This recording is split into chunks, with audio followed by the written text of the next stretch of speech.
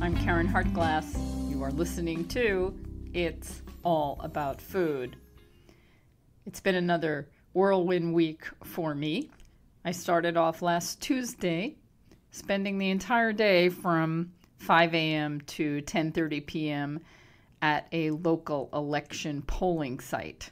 It's my second time doing it, and I've learned so much, and I'm really proud to be a part of the process, especially now where we're hearing in the news about so many different problems with counting votes in Florida, Georgia, and Arizona, especially in Florida.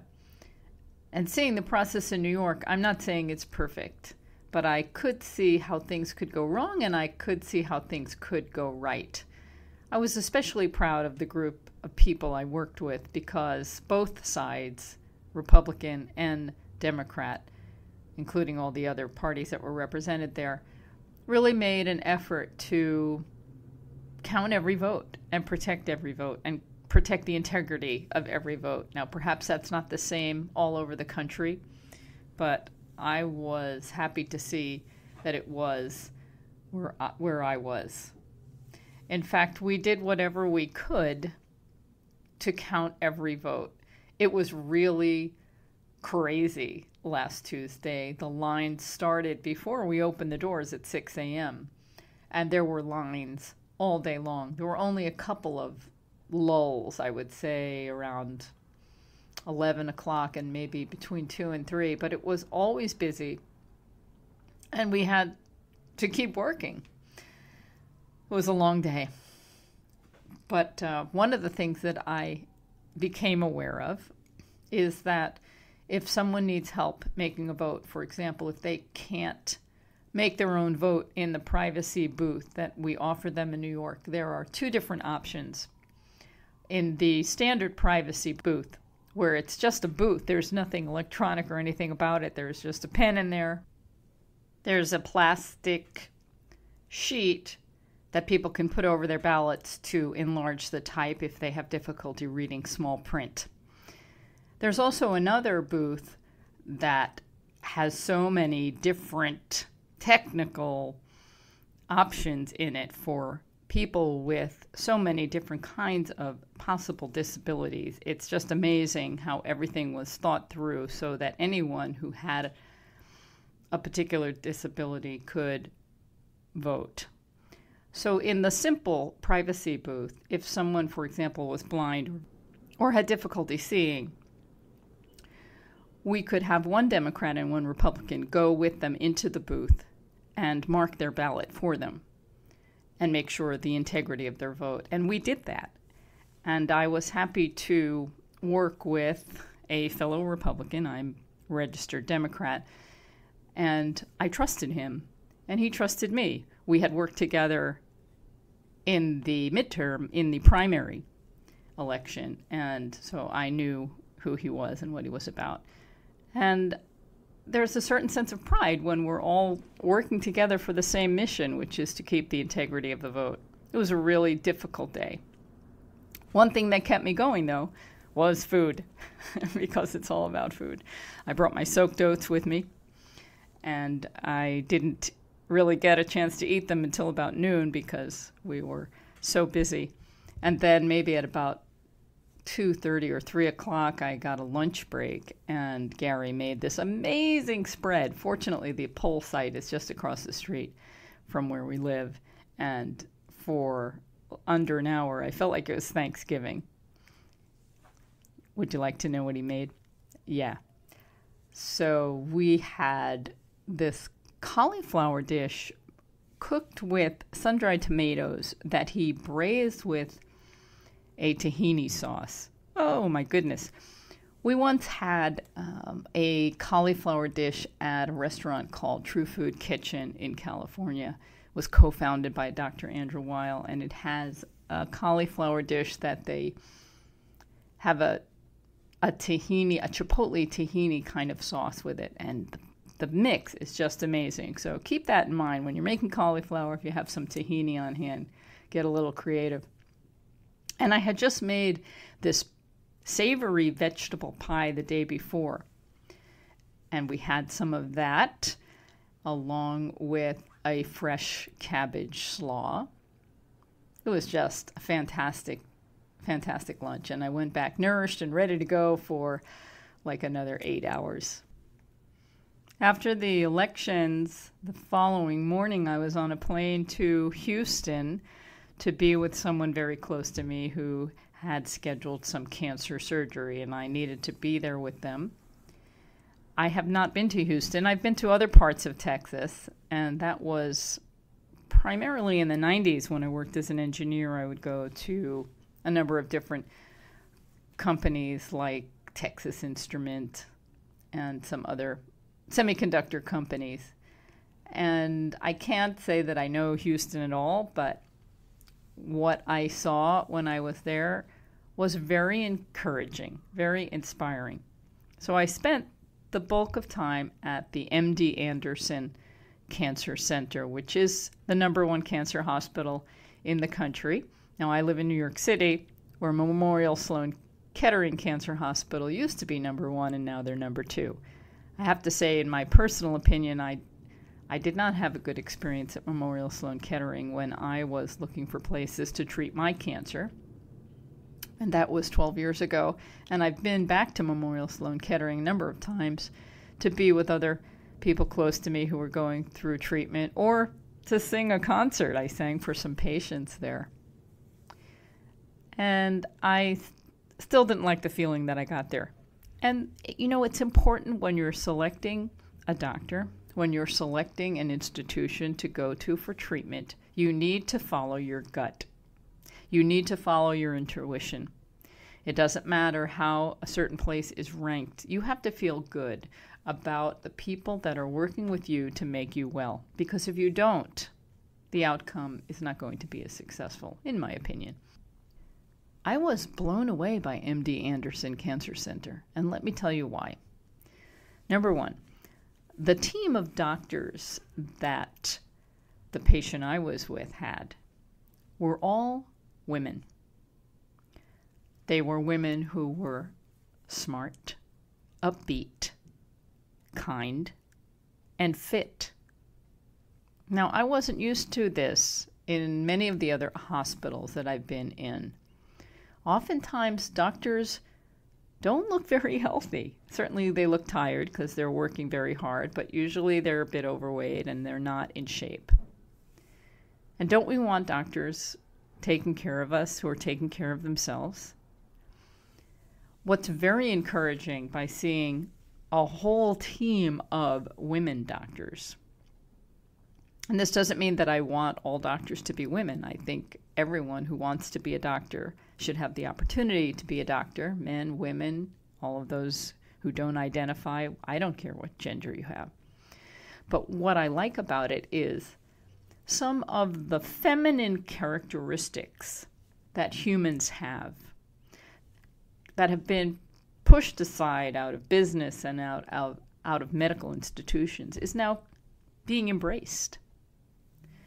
So we can have more sensitivity, more compassion.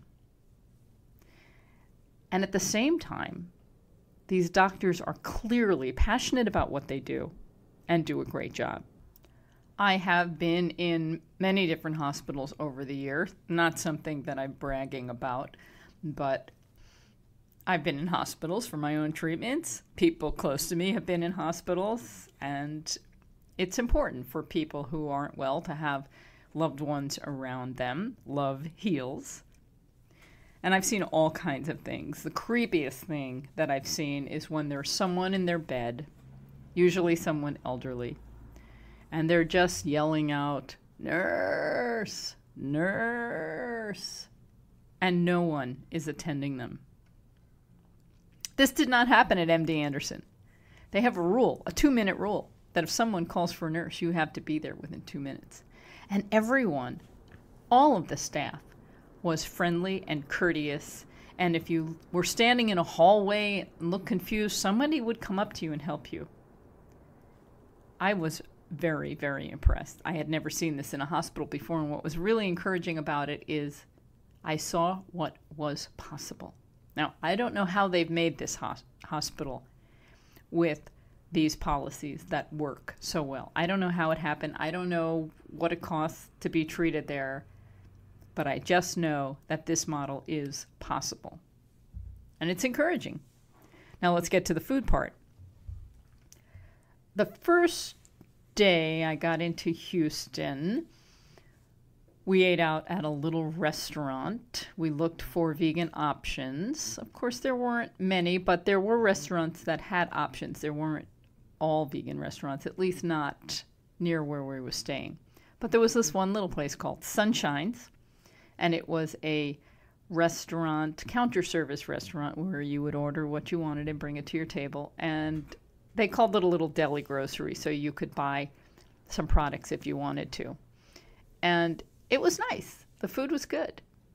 You can check out my blog, What Vegans Eat, and see what we had. They were simple plates, but it was nice to be able to get something vegan and something relatively healthy. Okay, I'll give you a little taste of what we had. They offered the Beyond Burger. I was with two other people, and one person ordered the Beyond Burger, and then the other person ordered enchiladas, and I ordered a salad that described it coming with black bean patties, but they were more like crumbles of black beans with I don't know what, but it was very nicely seasoned with a chipotle mayonnaise. I also got a side of braised garlic kale, and I have to say that garlic stayed with me for at least a day and a half. It was super garlicky, but super good. The next morning we went to the hotel breakfast. We were staying at a Residence Inn. You may have heard me talk about hotel breakfasts before. I have an article I wrote a few years back about staying in a Hilton hotel and getting their breakfast. And there's a lot to criticize when it comes to hotel breakfast. So the first thing people might say is, it's free. How could you be critical of it? Well, it's not really free. You pay for it when you pay for your room. It's just one of those marketing ploys to get you in and be certain that the food that they're going to get is going to be the cheapest they possibly can to keep their profit margins high. And it doesn't matter what hotel you go to, if it's the same level of hotel, those breakfasts are going to be very similar. There's always a big hot pot of oatmeal, and most of the time it's just Quaker oats cooked with water, or a no-name brand cooked with water. And normally that's what I go with, and there are usually sides next to it of raisins, maybe some different nuts, almonds or walnuts, brown sugar, cinnamon, those sorts of things. I usually go with the raisins, maybe a nut, and that's about it. But, you know, recently, I think it was Newsweek, came out with an article about how there are glyphosate residues in many grain products, many children's cereal products that are above the allowed limits of these kinds of chemical residues. And the World Health Organization has also said that glyphosate is a known cancer, a known carcinogen. Monsanto, of course, has been trying to fight this all the way. But Quaker Oats was listed as also having high levels of the glyphosate residue. You say glyphosate, I say glyphosate, however we pronounce it. It's a toxic chemical. And when I say chemical, I want to be careful because there are good chemicals and there are bad chemicals. Our body is filled with chemicals. Water is a chemical. So when you say chemical all by itself, it doesn't mean it's bad, but if you qualify it with an adjective like toxic, then you know it's not good. So I did go with the glyphosate residue Quaker oatmeal. There were the dry cereals like Fruit Loops and some other ones. Of course, all of them have lots of refined grains, refined sugar, artificial chemicals, and artificial colorings. All the things you don't want in your food. And they're all right there for you. There were apples and bananas, of course, conventional or industrial, as I like to call them, which mean that they had their share of chemical residues that are not healthful. There were chafing dishes, and when I pass by chafing dishes in hotels, it's almost like I'm in a horror movie and I hear that music in the background. Boom, boom, boom, boom, boom, boom, boom, boom, boom, boom, boom. There was one time I was in a hotel. This was maybe early 90s. It was a nice hotel too, and they had a really nice breakfast selection, but they had a number of chafing dishes, and without even opening them up, I could hear the screams of pigs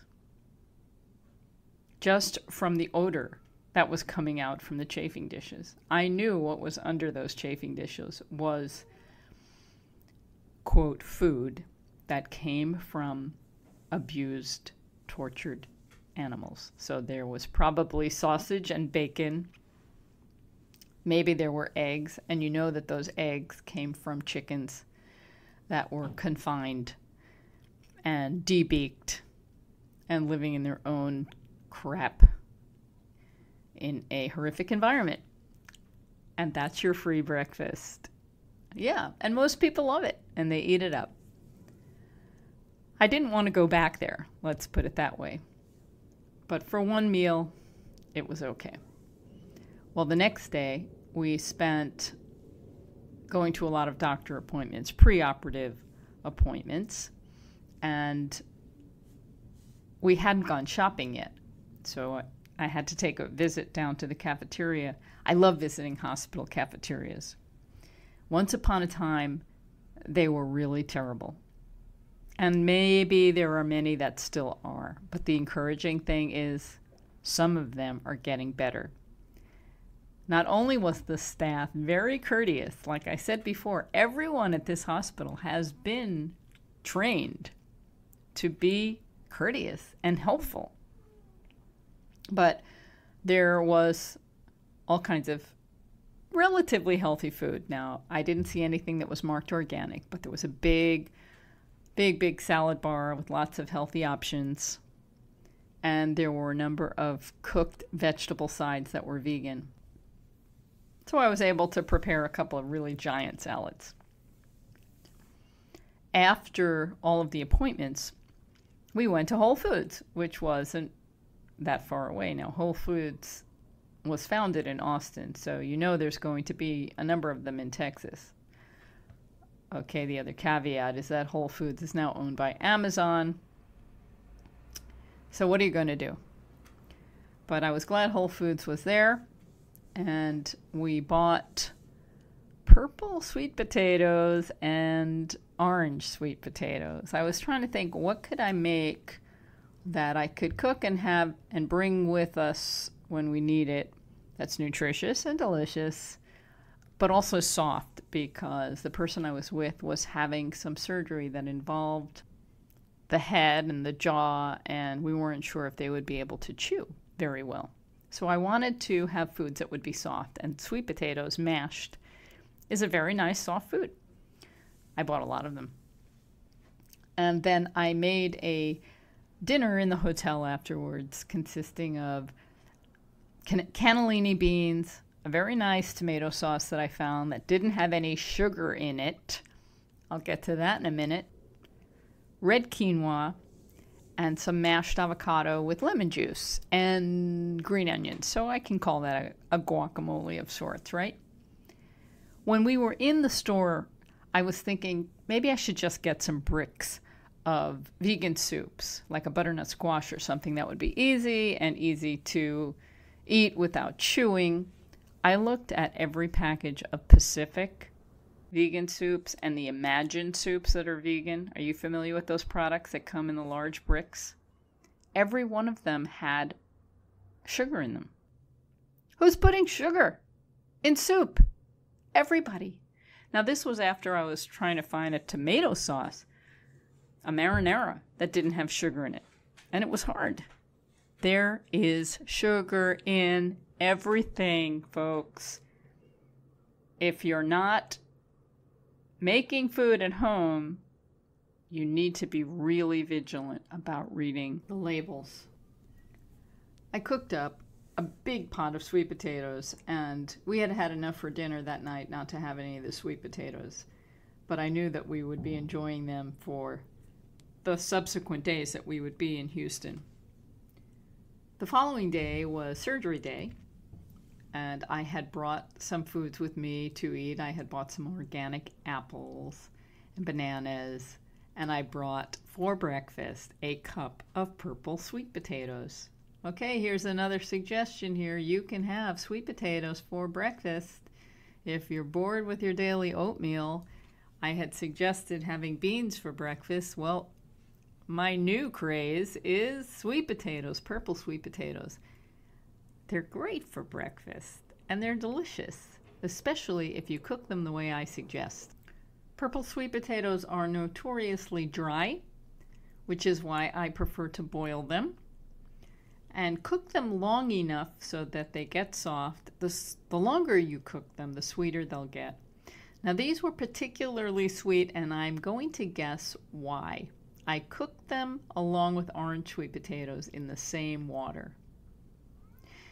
And I think the sweeter orange sweet potatoes enhanced the sweetness of the purple sweet potatoes. It's a guess. I'm going to try it again and see what happens. But they were both delicious. And if you're cooking your sweet potatoes in a purified water, a good filtered water, don't throw the water out with the baby. What? Don't throw the baby out with the bathwater? What am I talking about? Don't throw the water out. You can cook with it or you can drink it, but it's full of nutrition and you don't want to waste it. Now, some people prefer to steam their potatoes, and that's fine too, using a little water underneath to steam the potatoes until they cook. I do that sometimes. But as long as you use the water that you're cooking in, then you're not losing the nutrients. And everyone who's eating those potatoes should also enjoy the water somehow, either in a soup or a tea or just drink it. Purple sweet potatoes are my new favorite breakfast. I had also brought with me leftover cannellini beans with the tomato sauce and red quinoa and a little guacamole that was left over. And I was so stuffed that I couldn't think of food for the rest of the day after I'd had my lunch. I want to tell you the surgery was successful. When the patient came out of surgery, they were offered a menu and there were lots of vegan items. I went to order them, and what I discovered when I talked to the person on the phone that was involved with the food ordering is that they have everything computerized, and this person was able to tell me whether it was vegan or not because it was right there in the computer. They had grilled tofu, braised kale, brown rice, salads, beans.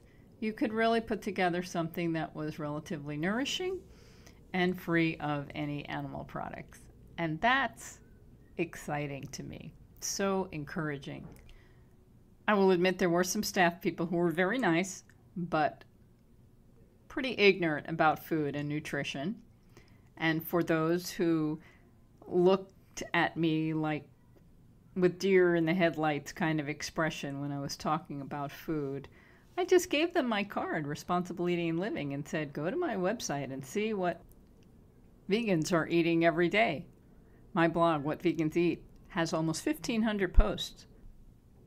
I was very happy at this hospital, but I want to say that no place is perfect. This was the same hospital where a dietitian recommended using a Nestle product, Impact Advanced Recovery. I talked about how much I loved that product. I'm being sarcastic here. It was filled with oil, dairy products, and vitamins.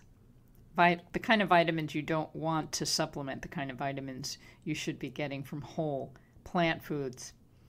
And so the patient that I was with told the dietitian they would not be taking this Nestle product. And the dietitian was fine with that. Subsequently, we met with the dietitian in person, and she was lovely. It just makes me wonder who is pushing the Nestle product. But perhaps for people that are on a standard American diet who are eating primarily refined foods, junk foods, and animal foods, and they're not getting the nutrition they need, perhaps a product like this Nestle Advanced Recovery is helpful. At least I'm sure their studies have shown this, that it helps in recovery because the people are getting more nutrition than they normally do. But for someone who is eating a nutritionally excellent whole food plant diet, this drink would be poison. It's an interesting way to look at things. So very often we see studies that say red wine is helpful or coffee is healthful and can reduce the risk of one thing or another. It's all relative and to some degree individual. If the group of people that are being used in a study, and it can be an entire country, it can be a large group of people that are being surveyed about their dietary habits, but if the majority of them are on a diet of refined foods, lots of animal products, and they're not on an ideal, primarily plant, mostly plant diet, you are not going to see the whole truth. You are going to see a truth that is relative to those people who are eating certain foods, and you can see what a specific food can do to lower or raise risks of disease based on their scenario. But you take another group of people who eat completely differently, that one tested food may have the opposite effect. I think that's what we're seeing with coffee, personally. I'm not a coffee drinker. I personally don't think that coffee is a healthy food. But I know there have been a lot of studies that show that coffee can benefit and reduce risk of Alzheimer's and many other health benefits. But I think the studies are flawed in that the populations that they're getting this information from are not on the healthiest diet. So here's what I'd like to see. I'd like to see a test that takes everybody who is eating a Dr. Fuhrman approved nutritarian diet, and that can be completely vegan or with a small amount of animal products, and then see how different foods affect their risk of disease. Now, this is next to impossible to do because it would take a very long time and it would cost a lot of money. So we do the best we can. And if you like your coffee, I'm not telling you what to do. I'm not telling you not to drink it. I'm not telling you what you can eat and not eat. I'm just giving you my opinion. I love hot beverages. I love waking up and having what my dad used to call a hot drink, something he would describe as hot and wet. And for some people, that's coffee. For some people, that's tea. And I've loved drinking a wide variety of black teas. I consider myself a tea snob. Gary calls me a tea sommelier, where I like loose teas that are organic, that are full of flavor and not bitter, and are brewed at the right temperature. But I've cut down significantly on my caffeine intake, and I feel better about it. And the times that I do have caffeine, you just feel that electricity going through your body. It's powerful. I've been creating my own healthy teas that I'm enjoying. Gary likes to call them soup, but they're not soup. I just like to take herbs like sage, rosemary, thyme, oregano, and a little fennel or aniseed, which gives it a sweeter flavor. That's my go-to little herbal brew right now. Sometimes I add a little turmeric and black pepper to give it that extra anti-inflammatory boost. But all of these herbs have wonderful health benefits, and I like drinking them, so it works for me. If you want to have your coffee, enjoy it. And whenever you have anything that you eat, I've said this before, I'm going to say it again, when you're putting something in your mouth and letting it go down your gut, tell your body to take the good from it and leave the rest behind. Enjoy it. If you're in a good mood and you're grateful for what you're having, your body is going to do the best it possibly can with it. If you're angry and you're thinking you shouldn't be eating what you're eating, your body's going to get that message. The day after surgery, we were just staying in the hotel relaxing. I was catching up on my work, and we were enjoying all of the foods that I had prepared. So we definitely had a lot of purple sweet potatoes and sweet potatoes, orange sweet potatoes mashed up. We had more quinoa. I opened up some containers of cooked garbanzo beans. There was more of the tomato sauce that I had purchased. Put all that together. I had some more avocado. So it was kind of a repeat of what we had had before, but so good. And I just kept eating every mouthful, being grateful for what I was eating and thinking, why don't more people eat this way? This is so good. We also bought Forager cashew gurt. Have you tried this? This is a cashew-based yogurt. It's not dairy-based. If your store doesn't carry it, and many don't, inform your supermarket. Go to the manager and say, I would like you to stock products by Forager. They make a cashew-based yogurt. I would get the unsweetened variety. They also have sweetened varieties, but let's keep sugar out of our foods. Refined sugar. The cashew gurt is great. And we had it with fresh berries. And I also got a pomegranate. There were pomegranates that were very ripe and reasonably affordable. I took the time to open it up and pull the seeds out. It can be fun getting the pomegranate seeds out of a Chinese apple or pomegranate, whatever you call it, but it's worth it because they're really good and they're so good for you. And they're good with cashew yogurt. They're also good with red quinoa. So I had cooked a bunch of red quinoa and I added green onions, scallions, and pomegranates to it. And that was very nice. And then it was getting towards dinner time. We were talking about, should we go out? Should we stay in? And I was there to serve. And I kept asking the two people I was with, what is it you would like? And they decided they wanted Beyond Burgers. So I went over to Whole Foods. I bought the Beyond Burger. I also picked up some field roast chow cheese. I've never made the Beyond Burger. I have to say I've never eaten an entire Beyond Burger. I haven't really been interested in it. But I cooked them up, and I got to taste a little bit of it. It's impressive.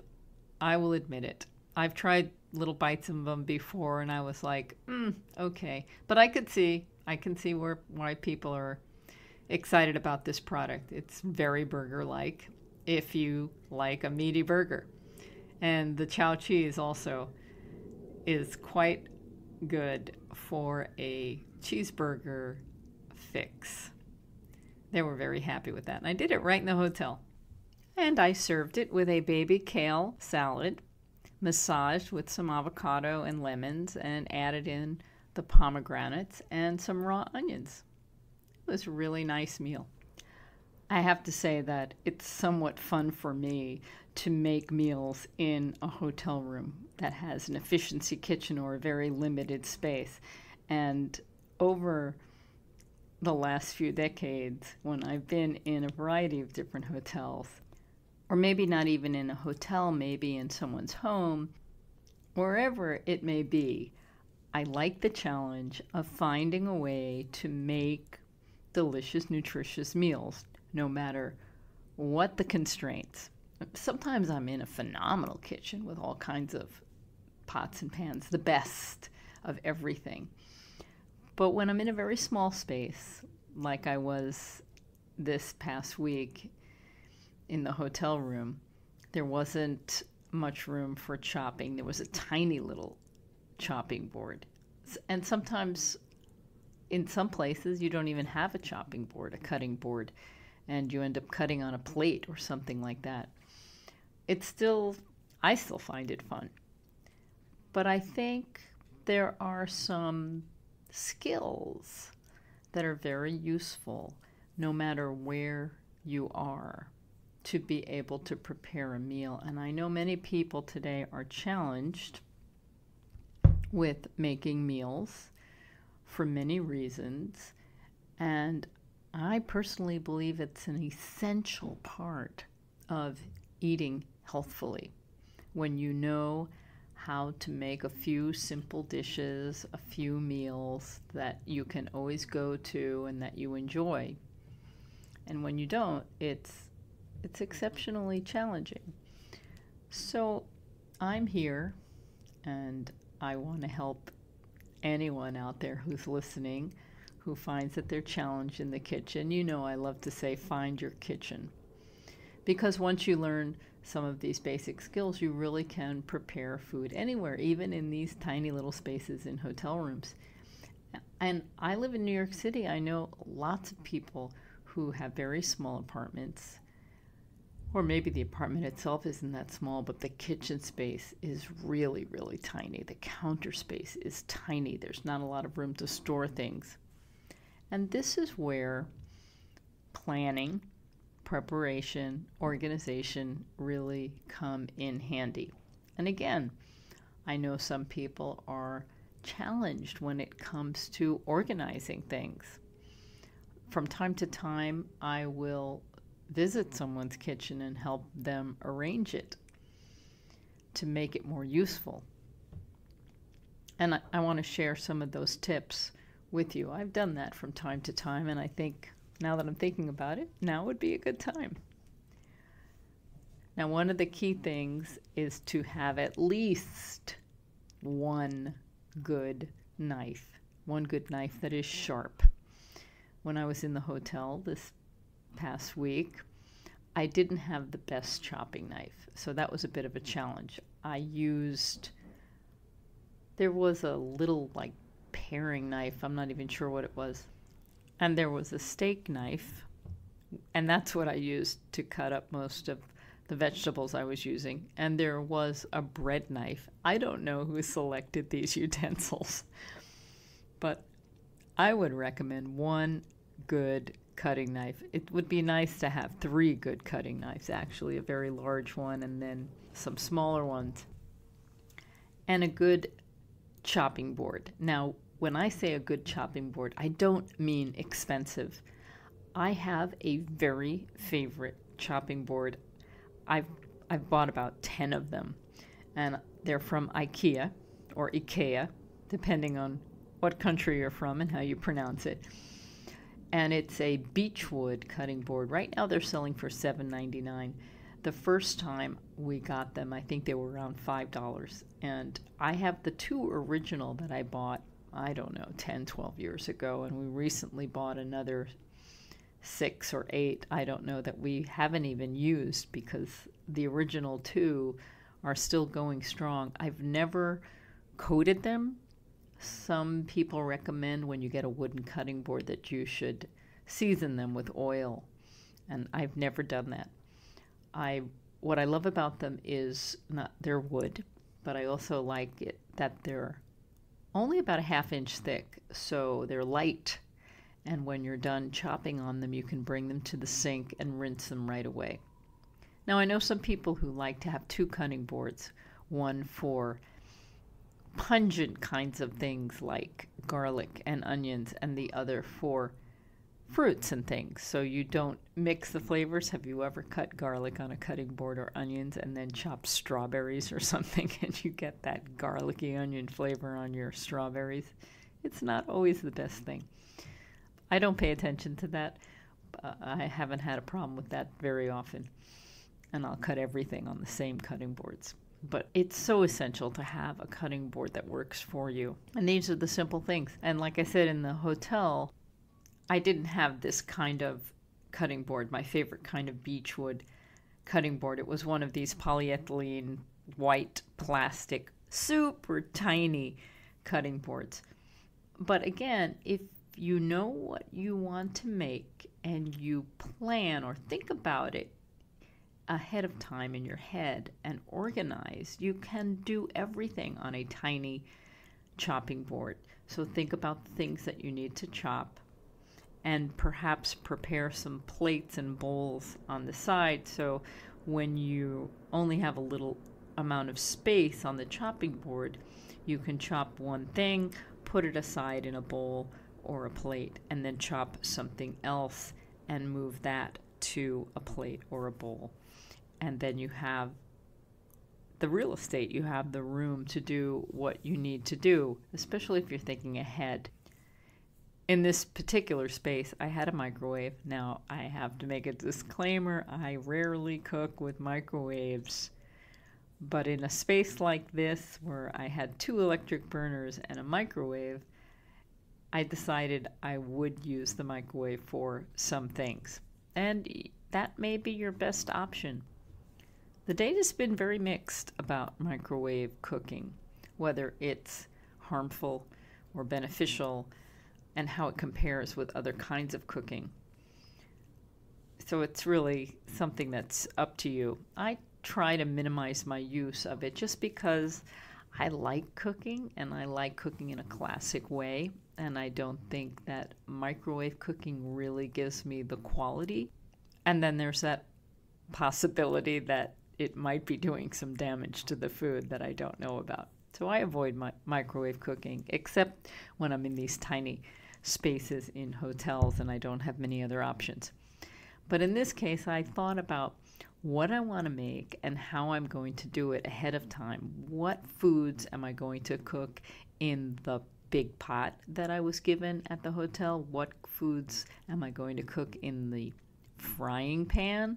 And what am I going to use the microwave for? And I figured it out. If you only have one pot, for example, you can still do amazing things. For example, you can start with the aromatics. The French call it the mirepoix, the vegetables that give a lot of flavor to foods: onions, carrots, and celery. You can chop them and then put them in the bottom of your pot and saute them. Now you can dry saute them. I prefer doing it that way rather than using oil. And once you have them tender and juicy and cooked, you can add whatever it is you want. You can make a stew, you can make a stir fry, you can make a soup, and just add everything to the pot. When I was making the Beyond Burgers, I wanted to have sauteed mushrooms and sauteed onions on the side. And that was a several step procedure. So I sliced onions and I sauteed them in a pot. Then I moved them to a bowl. And then I sauteed the mushrooms and moved them to a bowl. It didn't take a lot of time. And as I was sauteing the onions, while they cooked, I mashed the avocado and made a guacamole. So there's multitasking, there's planning, there's organization. And you can really do a lot in a very tiny space. Now, there may be some of you that have some habits and don't want to change those habits. But sometimes learning how to do something more efficiently and more effectively, even though it requires a little energy in the beginning to change the habits that you have, you develop a skill that ultimately makes things easier. I was talking about my favorite cutting board, the beechwood cutting board from IKEA, or IKEA. How do you say it? IKEA? IKEA. When I lived in France, everyone said IKEA. And I think here in the United States we say IKEA, right? Well, my mother likes to chop on a glass cutting board. I don't know when she started this. I don't remember her doing this when I was a kid, but she found these glass cutting boards that she really liked. And now that's what she uses. And they drive me crazy. Number one, they are the noisiest thing. And it's not a comfortable surface to cut on because the glass is so hard. Now, it's an unbreakable glass. I suppose you could break it if you really tried. But it's something that is made for chopping. And it's kind of slippery. Wood has this nice give to it because you're actually cutting into the wood. And if you take care of it, it can last forever.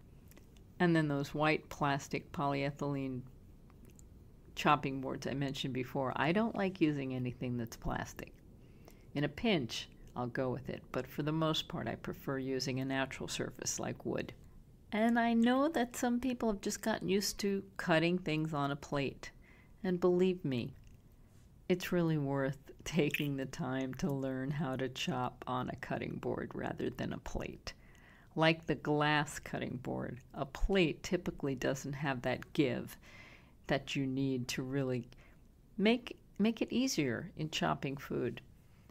And if you only have room for one pot, I would go with either a big stock pot or a saute pan, a large saute pan with high sides, because that way you can saute things and you can maneuver around with a spatula because the sides aren't too high, but they're high enough so that you can cook things that have liquid in them and they won't spill over.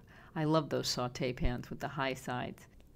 Okay, now I have some questions for you, and I really need some answers. This show is being pre-recorded.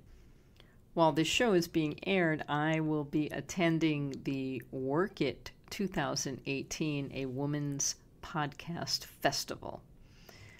I've never been to anything like this, and I'm really looking forward to it, and I hope that I learn a lot of things.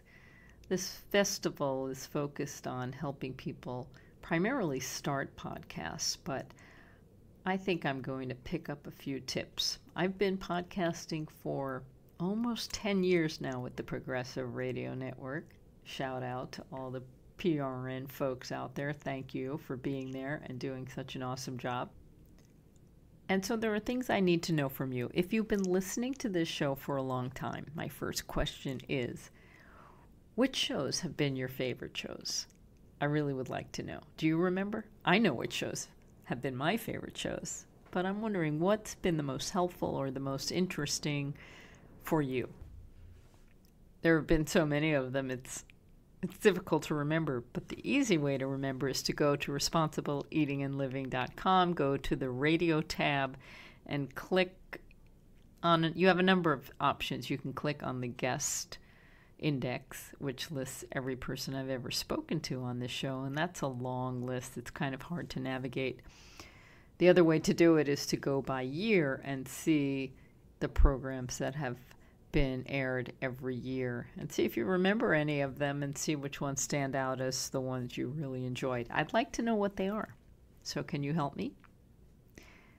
You can send me an email with that answer to info@realmeals.org. The other thing I'd like to know is I've been doing more solo shows lately, and I'm wondering what you think about it. Would you like me to bring more guests back on? I've been having guests on periodically, but I've been doing a lot of solo shows, and I've gotten some feedback about it, but not enough. So please let me know. I'll be honest with you, it's a lot easier to interview people on a program than it is to do solo shows. So it's kind of been a fun challenge for me to be able to do these programs. When I first started podcasting 10 years ago, and I would sit in the Progressive Radio Network studio all by myself with a microphone in my face, it was really intimidating to just talk without seeing anybody. Just try and do it. Don't just try and do it, because some people might think you're crazy talking to yourself. But you're not talking to yourself. You're talking to a lot of people. It's just an interesting way to talk when you can't see who you're talking to and you don't get the feedback. What's also interesting to me is doing this over the years, I can kind of sense the feedback or sense your presence. Even when I'm pre-recording, I know you're there. You're there maybe in a different dimension of time, but you're there. And it's kind of a cool feeling.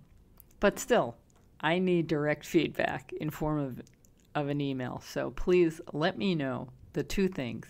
What's been your favorite shows, and if you prefer the format with guest interviews, or you prefer the format of me talking solo, giving tips and information about food. And if you have any other ideas, I'm totally open. Okay, the last thing I want to review before I close this show for today is Thanksgiving. Thanksgiving is an important holiday for many people. It's especially important to vegetarians and vegans. I think we feel some sort of ownership on this holiday and want it to be one full of compassion and delicious food that doesn't require a dead bird on the table. So many of the sides that are offered at a traditional American Thanksgiving table: sweet potatoes, pumpkin pie, apple pie, mashed potatoes, stuffing, all the different vegetables, Brussels sprouts, and the pumpkin, squashes, corn dishes, cornbread, can all be vegan. And this is a wonderful time to show off what you can do with plant foods to your friends and family. We have some wonderful recipes at Responsibly Eating and Living that I go to specifically for Thanksgiving. Great pumpkin pie recipe, great apple pie recipe, and stuffed squash recipes. We love to do this thing with a red curry squash because it's such a beautiful, colorful squash. I couldn't find one this year. Instead, I'm using a winter squash that kind of has a light blue-green skin to it on the outside, and I have no idea what it looks like inside, so it's going to be fun cutting it open and stuffing it this year. There are so many wonderful things you can make on Thanksgiving, so I want you to start thinking about it because we're 9 days away. And if you have some questions and you're looking for tips, send me an email. I'm happy to talk about recipes. We also have a food show we created a number of years ago, and you can watch that or just grab the recipes that are linked to the videos. Thanksgiving can be a difficult time for many people. It's that time we get together with family members that can bring out a lot of stress and tension and anxiety when we are with people that we love and care about, but we don't agree with on many issues, especially those issues that revolve around food. So I wish you lots of strength and courage. Don't be shy. You don't have to be on the defensive. You don't have to be aggressive. Just fill your heart with love and share the food that you like to eat. If you're at a table and people start firing questions at you, why are you eating this or why aren't you eating that? There are many different ways to respond. I like to just take a deep breath, smile, and say, I'm at peace with my food. I love my food. And if you'd like to try some, here it is. You're welcome to. If you're having some anxiety about Thanksgiving, you might think of the questions people might ask you beforehand and be ready with a loving, kind response. It's an ironic holiday, just like so many holidays are, where we're expressing our thanks about the food on our table and the abundant harvest, and yet many can't seem to do that without murdering a bird. I love the Native American Three Sisters, the combination of food that consists of beans, corn, and squash. It's a beautiful trio because they grow together so well. They support each other in the way they grow. The corn grows high, the squashes kind of cover the ground with their large leaves, and I'm not sure what the beans do, but the three of them together grow together and support each other. And then they're delicious together in lots of recipes.